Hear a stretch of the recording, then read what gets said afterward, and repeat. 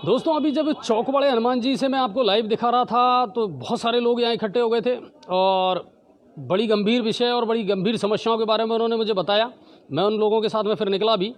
एक तो मैं खुद जब कई बार यहाँ से निकला हूँ और मैं देखता हूँ काफ़ी लंबे टाइम से तो ये पाइपलाइन यहाँ पड़ी हुई है। इसका क्या करना है भगवान जाने, कोई नहीं जानता।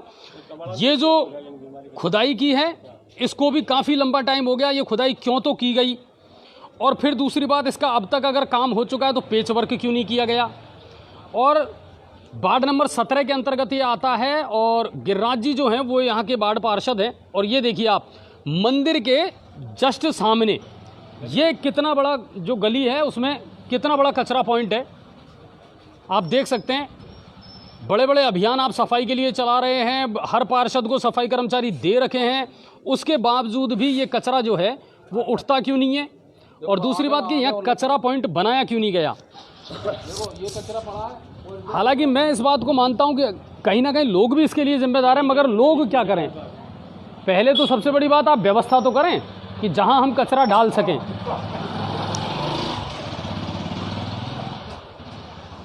काफ़ी सारे लोग हैं जो अब मेरे साथ हैं और वो इन सारी चीज़ों को मुझे बता रहे हैं। देखो साहब कितने तगड़े रोड पे अब आप देखिए, और ये मुख्य रास्ता है जहाँ से दिन भर में लोग निकलते हैं, ये स्थिति है। खुदी हुई पड़ी है।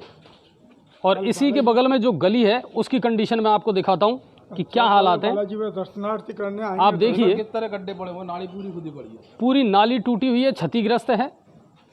और क्या हालात हैं इस जगह के आप देख सकते हैं। पुरानी जो जर्जर इमारतें हैं वो भी यहाँ पर हैं जो हादसे को निमंत्रण देती हैं। देखो ये खंभा देखो कैसा पड़ा हुआ है ना। और अब आपको एक चीज़ और दिखाता हूँ मैं बड़ी ज़ोरदार, कि काफ़ी सारे अतिक्रमण आप हटा देते हैं, मगर ये चीज़ें कौन से अतिक्रमण के अंतर्गत आती है ये समझ से परे है।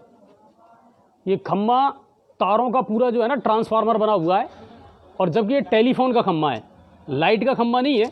लेकिन पूरी जो विद्युत सप्लाई के जितने भी तार हैं उन सब का जाल यहाँ बना हुआ है जो मैं आपको दिखा रहा हूँ। ये कंडीशन है।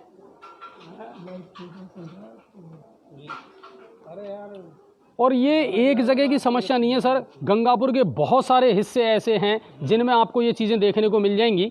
पर बड़े ताज्जुब की बात ये आती है कि बड़े बड़े वादे और दावे करने वाले वार्ड पार्षद हों या सभापति महोदय हो, उनका ध्यान इन छोटी समस्याओं पर क्यों नहीं जाता जो आगे आने वाले समय में बड़ी समस्याओं का रूप धारण कर लेती हैं। अब आप देखिए इमारतें, जर्जर इमारतों का कहना क्या। गंगापुर सिटी में कई वार्ड में आपको ऐसे बता सकता हूँ जहाँ जर्जर इमारतें टूटी हुई स्थिति में, क्षतिग्रस्त स्थिति में खड़ी हुई हैं। और जब हादसा हो जाएगा शायद उसी का इंतज़ार करते हैं लोग कि कोई हादसा हो तब जाकर के प्रशासन ध्यान देता है। कचरे की यही कंडीशन है। और गिरिराज जी जो बीओ साहब हैं एजुकेशन लाइन से वो जुड़े हुए हैं, हालांकि वो मेरे ख्याल से लेटर पैड पर तो बहुत सारी शिकायतें लिख करके भेज करके और इतिश्री कर लेते हैं।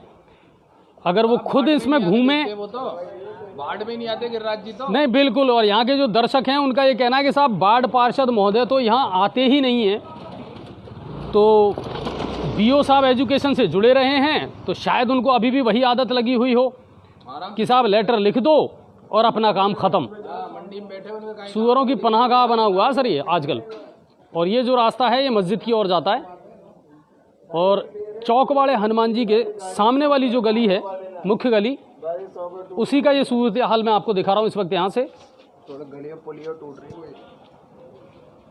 गली में पुलिया टूटी हुई पड़ी है, कचरों के ढेर लगे हुए हैं, डस्टबिन यहाँ है नहीं, सड़क खुदी हुई है, पाइपलाइन काफ़ी लंबे टाइम से पड़ी है मगर उसका कोई निस्तारण अभी तक नहीं हुआ। क्यों डाली गई है आप देख लीजिए। इधर भी जो है खोद करके पटक दी गई है मगर उसका निस्तारण अभी तक कुछ नहीं हुआ। और इसके अंदर एक पुलिया है वो भी टूटी हुई है, वार्ड नंबर 17 में ही आती है ना, वो भी वार्ड नंबर 17 में आती है। जबकि बहुत सारे वार्ड पार्षद ऐसे हैं जो अब एक्टिव हो गए, अपने यहाँ नालियों का निर्माण भी वो करवा रहे हैं। कल वार्ड नंबर 48 से मेरे पास किसी ने फुटेज भेजी थी वहाँ के पार्षद विनोद जी ने कि साहब मैं नालियों का निर्माण मैंने शुरू करवा दिया है। तो जब तक पार्षद एक्टिव नहीं होगा, फील्ड में आएगा नहीं, तो फिर प्रैक्टिकली वो कैसे देख पाएगा कि धरातल पर हो क्या रहा है। ये चीज़ें बड़ी अटपटी लग रही हैं साहब। हर चीज़ के लिए आप बजट का रोज़ ना रो देते हो तो ये आपकी समस्या है। जनता को इससे कोई लेना देना नहीं है कि आप कहाँ से बजट लाते हैं। अब ये जो कचरा है इसके लिए बजट की नहीं, सफाई कर्मचारियों की ज़रूरत है कि आप रेगुलर सफाई करवाएं। यहाँ एक कचरा पॉइंट या कचरा पात्र रखें ताकि लोग खुले में कचरा ना डालें। तो इन छोटे छोटे चीज़ों की, इन छोटी छोटी सुविधाओं की ज़रूर दरकार है। और गंगापुर सिटी के बहुत सारे मोहल्ले और वार्ड ऐसे हैं सर जिनमें पार्षद जो हैं बिल्कुल निष्क्रिय भूमिका में पड़े हुए हैं। बस लेटर पैड पर अपनी कंप्लेंट सभापति महोदय को दे देते हैं, लेकिन खुद, क्योंकि ये हम नहीं कह रहे, ये यहाँ के लोग जो हैं बाशिंदे हैं वो खुद कह रहे हैं कि साहब वार्ड पार्षद तो आते ही नहीं है साहब यहाँ। क्या हालात है राजू जी यहाँ के, आपके वार्ड के? आपके तो जो वार्ड पार्षद हैं वो भी बढ़िया एजुकेटेड और पढ़े लिखे। हमारे वार्ड पार्षद तो आके एक दिन भी नहीं देखते हैं कि क्या हाल है। हम गंदगी में इतने सड़ रहे हैं कि कोई पब्लिक भी नहीं देखती है। पूरी नालियाँ फूटी पड़ी है, पूरे नाली का कचरा नहीं हटाया जाता। पार्षद साहब तो कभी आके इधर बाढ़ में झांकते भी नहीं है। नहीं, लेकिन सफाई कर्मचारी तो दे रखे हैं उनको। सफाई कर्मचारी आता ही नहीं है। 2 दिन में 3 दिन में 1 दिन आता है। होती है कि नहीं होती है सफाई? नहीं, 2-4 दिन में एक बार आता है साहब। वैसे ही नालियों का हल्का फुल्का कर जाता है, ना झाड़ू करता है ना कुछ होता है। अच्छा, और एक ये क्या मामला है? ये पाइपलाइन तो सब पड़ी हुई है, काफी टाइम से पड़ी हुई है। तो बहुत दिन हो गए इसको, करीब 6 महीने के आसपास होता है, 4-5 महीने। तो ये हालात हैं और लोगों का ये कहना है, आप देख सकते हैं यहाँ काफ़ी तादाद में लोग इकट्ठे भी हो गए और वो अपनी समस्याएं बता भी रहे हैं कि साहब अगर लगातार मॉनिटरिंग हो, लगातार सफाई हो तो कुछ हो, और एक कचरा पात्र यहाँ रखवा दिया जाए ताकि ये जो कचरा सड़क पर फैलता है वो ना फैले, और नालियों को सही करवाई जाए। नालियाँ फूटी पड़ी है पूरी। संतोष जी कह रहे हैं आप अपने विधायक सभापति से ये पूछो कि सिर्फ गंगापुर की गंदगी बदबू खत्म कर दो, ये उनके लिए महान कार्य होगा। बिल्कुल संतोष जी, मैं भी वही कह रहा हूँ कि आप छोटे छोटे बदलाव जो है ना वो मायने रखते हैं। अब विधायक साहब से तो हम क्या कहें साहब, बड़े ऊंचे लेवल पर हैं वो आजकल, तो हमारी इतनी औकात नहीं कि विधायक साहब से कहें।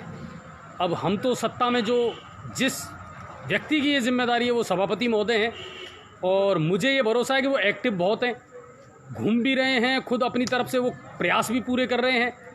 लेकिन उनके लिए जो बैसाखी का काम करते हैं वो वार्ड पार्षद करते हैं। अगर पार्षद एक्टिव नहीं है तो फिर सभापति महोदय भी ज़्यादा सक्रिय इन चीज़ों में नहीं हो पाएंगे, वो बात है। चलिए, कुल मिलाकर के लगभग हर वार्ड के यही हालात हैं और इन चीज़ों को देखना पड़ेगा प्रशासन को। और अब तो सब कोरोना चला गया साहब, अब तो कम से कम